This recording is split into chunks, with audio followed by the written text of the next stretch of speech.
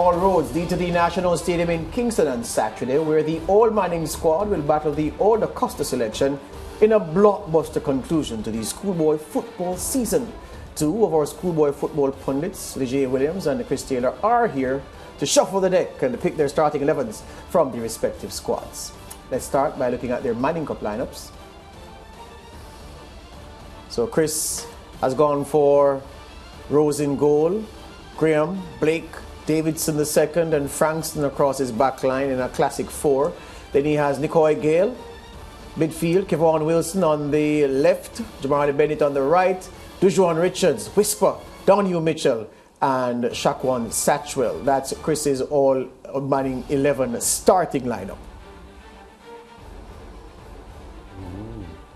Leger, he has Zane Pinnock in the front three. That's the difference from Chris's team. He has Wilson in the same position, Bennett in the same position, Gale in the same spot, Graham, Blake.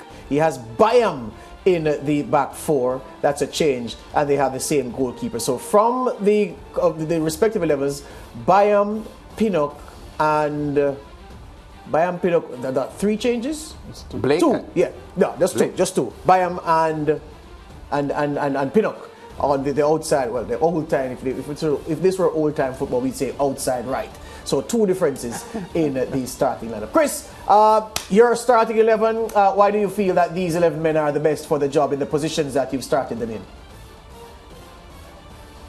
The performances this season where they have been dominant. I think, as we spoke about, a few players that we probably would have liked to have had in. But based on what we have here squad-wise, I think that this would be the best selection. Donahue Mitchell from Mona, versatile player, can play the centre-back role.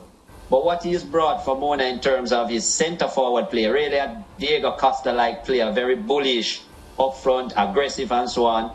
And with 20 goals in a season, I find it hard to look past that. Very good aerially and so on. So with talented players coming off the flanks, I would suspect that he would get some really good deliveries inside the box, and those loose balls he'll battle well for them, especially with the talent of Satchwell and Richards from the wide areas. I see Leger has gone for Richards inside, and yes, he's a good finisher, but I think he enjoys space and where he can really run at defenders and so on. I think you'll get more joy in the wide area. Right. So you've gone for 6 of the 8 JC men who've been called. You have 6 of them starting. Why not the other 2? The other 2, well, JC, there was no right back selected from Jamaica College, so Frampson gets in. He's the only right back selected in the squad, so he would automatically get in by default. As I said, Davidson might not have been I don't think Davidson was the second best centre-back. I would have loved to see the young Gooden from Stats, but because he made the under-17 team, he was left out. So Alexavier Gooden, that is. So for me, the chemistry already of Davidson and Blake, based on what they have done in the season, I'm going for the chemistry because I don't think there's much between Davidson and Byam.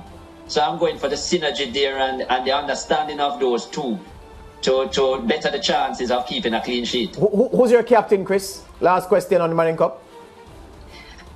Oh, I might go Romain Blake. Your centre-half captain. All right, I'll work with that. All right, let's interrogate Leger's starting 11 lines, because he has some different ideas to Chris. And Chris pointed out that you've gone with Richards inside. He says the man needs roaming room on the wide.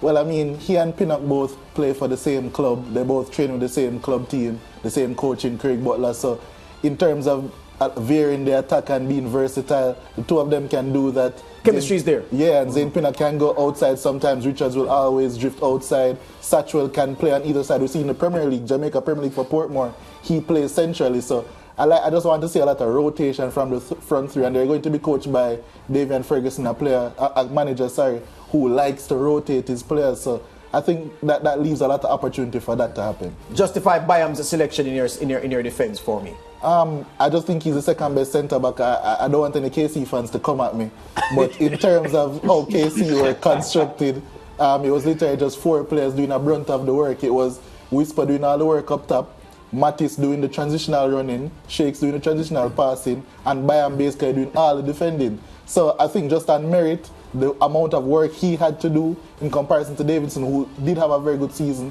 Manning Cup winning captain after all, but I would just like to say Byam in there just for how solid he is defensively. Yeah, I saw you nodding a few times when Chris was articulating some of his decisions. So you're accepting to a certain extent, even while he differs in his roster from you, that he may have a point with some of his elections. Yeah, I mean, Chris is a very intelligent guy. He knows what he's talking about. So. I didn't realize that. So his picks are very justified, as always. He has his reasons for doing so. It's just very, very slight differences because we watch the season together, so wild side. Yeah. So all right. So you need to give me your. Chris has Blake as his captain in the back, a centre half captain. Who do you go with? I'd go with Bayam. Why Bayam? Because I think he's a leader of men. As I said, Kingston Kaji really have much, and he had to lead a full defensive unit by himself. So I like to give it to him. This is not a part of it, but I'm going to do this quickly. Chris, so I've seen your starting 11. You are a goal down. You need to rejuvenate your attack. Who's your first call off the bench, given the players at your disposal in the All-Manning squad? Good question. Depends on where we're falling down. If the Manning Cup team is falling down in the middle, you may go for Makwan Aldridge to add more physicality and oomph up front. Yeah. If it's a case where Daniel Mitchell not delivering, you might go for a Javier Lynch who is on the bench. A wide player. Obviously, I have Zane Pinnock on the bench, so if I'm looking for pace and trickery from the wide areas to break down the wing backs, my first change off the bench would probably be a Zane Pinnock. Especially if I'm going wide areas. In 90 minutes, do I see myself taking off Richards or Satchwell? Highly unlikely. They'd have to be hurt. All right, hear you on that. Let's go to the older DaCosta teams because we don't have much time. Let's look at the picks from them. Let's start with you, Leger, because we see the old DaCosta 11 that you've picked. Let's get that up. All right, so you've gone Daniels, Lindsay, McNeil, Hodges, Jones, Douglas, Coopy, Gordon, Reed, Carnegie, and Hull. Defend this 11. I think it's a very solid 11. Clarendon College has the best players in the competition, so that's why they have, 8 inclusions. Lindsay is the only pure left back there, so that's just because he's there. Carnegie, I think he's a very good player in terms of dropping off the lines, and I think he'd bring a lot of what Kaim Dixon brings, but just with a more end product at times. So I think Carnegie justifies himself. And Shane Gordon, I just wanted to big up Central. I don't think he was the most fantastic player for in the DaCosta Cup, but I think in terms of what he brings and what Central needed him to do, I think he was a very solid player. So Shane Gordon. I hope Chris picks my Fogar Road guy in his 11. Let's see Chris Taylor's 11. Let's see Chris Taylor's All-Star. No Fogar Road. Chris, this 11 is rubbish. Anyway, let's go. Daniels, Lindsay, Gordon, Hodges, Jones, Douglas, Coopy, Hull, Dixon. I'm talking about the CC man, the Clarendon College men. David Reed from Glenmuir gets in. Clayton Peck over there on the left. And I did say Javane Lindsay. Chris, defend your 11. Yeah, Again, it was a struggle for me even with the Clarendon centre-backs because they wouldn't have been in my original setup. But I think Devontae Hodges wins a lot of aerial balls. He's very physical in there. I thought one of the best parts of Central's team was Henrik Gordon as their centre-back. I thought he was part of the reason why they were so hard to break down. In fact, the main reason why they're so hard to break down in many games all season. In fact, Clarendon College only managed 1 goal against them in the earlier rounds. So yeah, he gets in for me.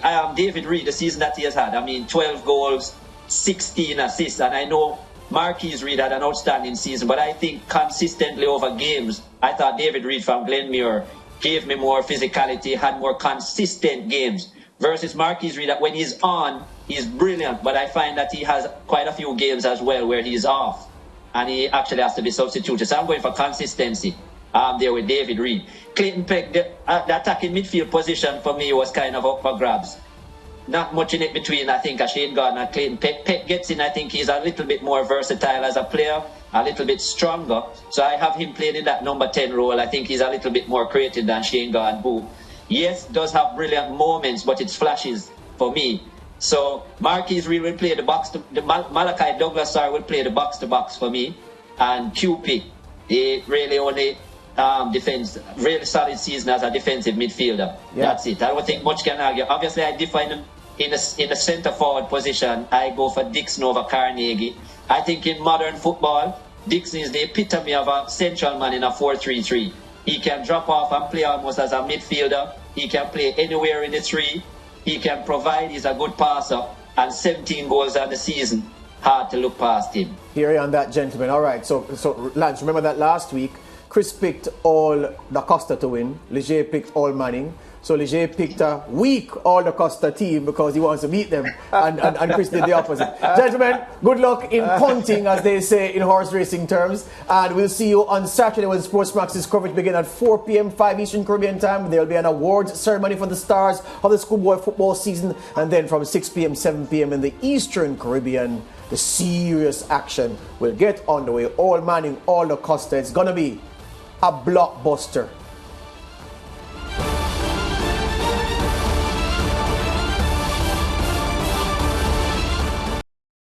Thank you for watching SportsMax on YouTube. Don't forget to like, share, subscribe, and to click the notification bell to stay informed.